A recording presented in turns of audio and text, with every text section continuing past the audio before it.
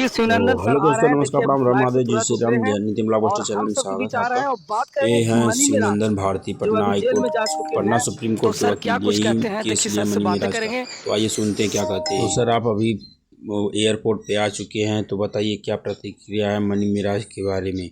आप पटना से supreme court के वकील हैं, जेल में चले गए हैं। देखिए, मनी महराज के मैटर में इतना चीज़ समझिए कि मनी महराज के मैटर में अभी गाज़ियाबाद में बेल फाइल हो गया है डिस्ट्रिक्ट कोर्ट में। मजिस्ट्रेट तो उसी दिन वो चूँकि रिमांड के बाद यहाँ से गए थे, तो उम्मीद की जा रही है कि एक सप्ताह के अंदर में सुनवाई होगी। सारी एफआईआर की सारी बातें बताई गई है, उसमें जो त्रुटियाँ था। तो बेल के लिए जो आवेदन था उनका बेल के लिए दिया गया। बहुत जल्दी मनी महराज बाहर होंगे। क्या लगता है सर, मनी मिराज कब तक बाहर आ जाएंगे?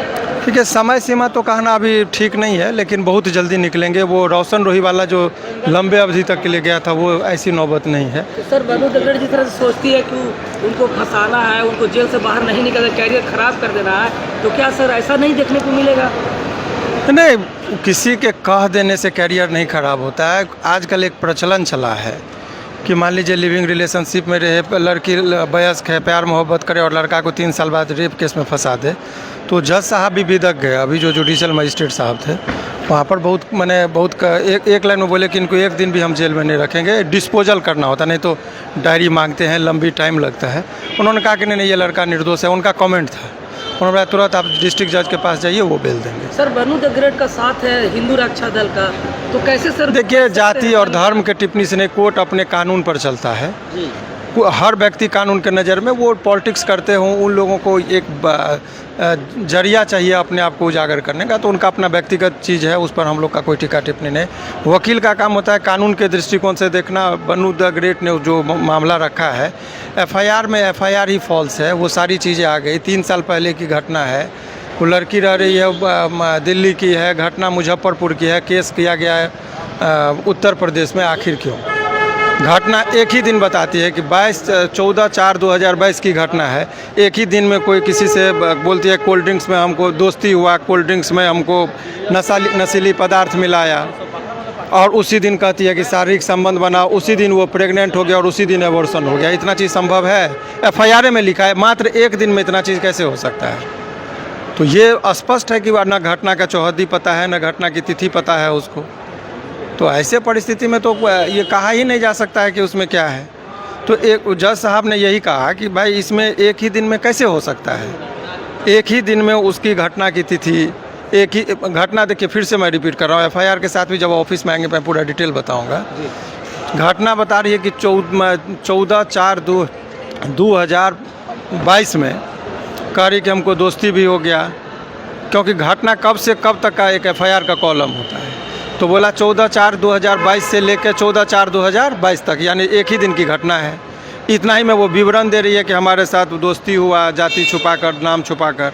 उसके बाद बता रही कि दोस्त फिर हमको कोल्ड ड्रिंक्स में नशीला पदार्थ मिलाया, फिर बेहोश किया, हमारे साथ दुष्कर्म किया, फिर हम प्रेग्नेंट हो गए तो फिर ये जो है सो एबॉर्शन कराया। तो एक ही दिन में ऐसे कैसे हो सकता है संभव?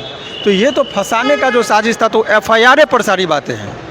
आदमी गलत तरीके से, देखिए, सच्चाई होती है। सोशल मीडिया में चल रहा है सर कि मनी मिराज को पिटाई कर रही है। देखिए, आपको एक चीज़ बता रहे हैं, ये लोग अपना टीआरपी, ऐसा कुछ नहीं है। सरकार सबके लिए होती है। ये लोग हिंदू संगठन जो है ना, बेवजह जोगी जी के राज को बदनाम कर रहे हैं। हम भी हिंदू, हमें भी पता है यहाँ के प्रधानमंत्री हैं। ये लोग, कुछ लोग अपने निजी स्वार्थ के लिए सरकार को भी बदनाम करते हैं।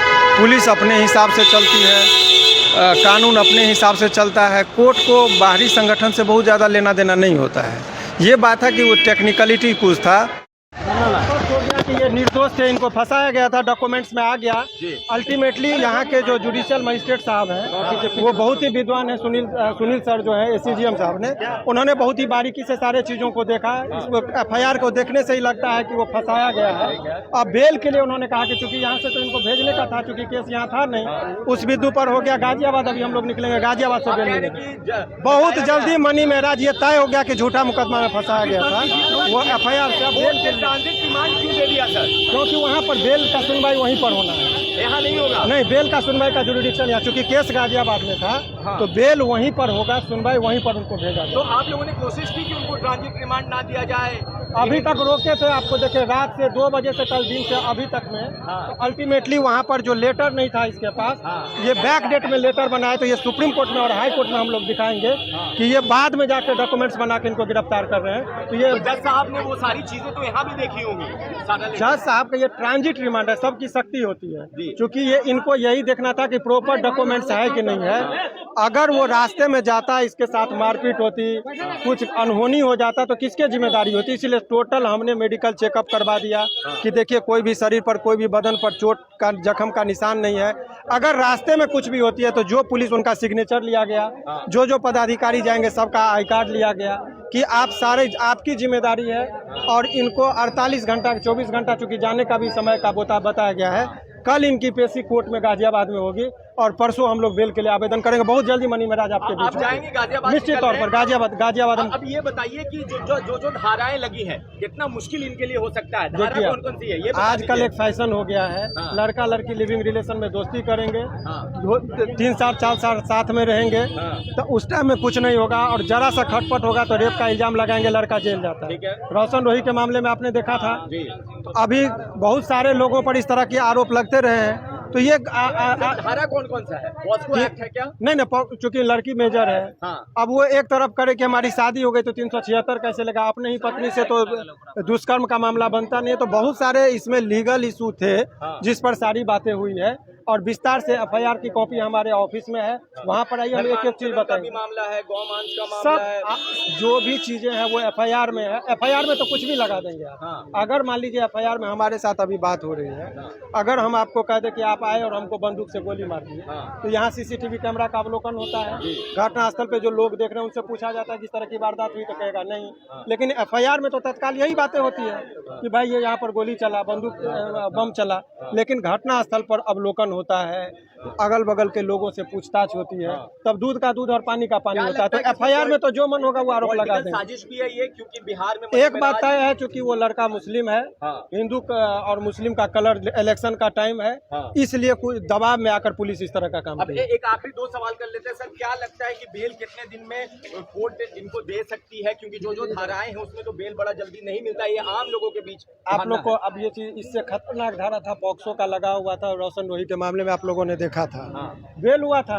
और आपको दावे के साथ मैं कह रहा हूँ कि बहुत जल्दी मैं बेल करा उसके बाद, 1 हफ्ते के अंदर उनको बाहर समय तो इसमें ले चुकी वहाँ पर नहीं, लेकिन 1-1.5 महीना के अंदर में वो बाहर होंगे। बहुत बहुत शुक्रिया।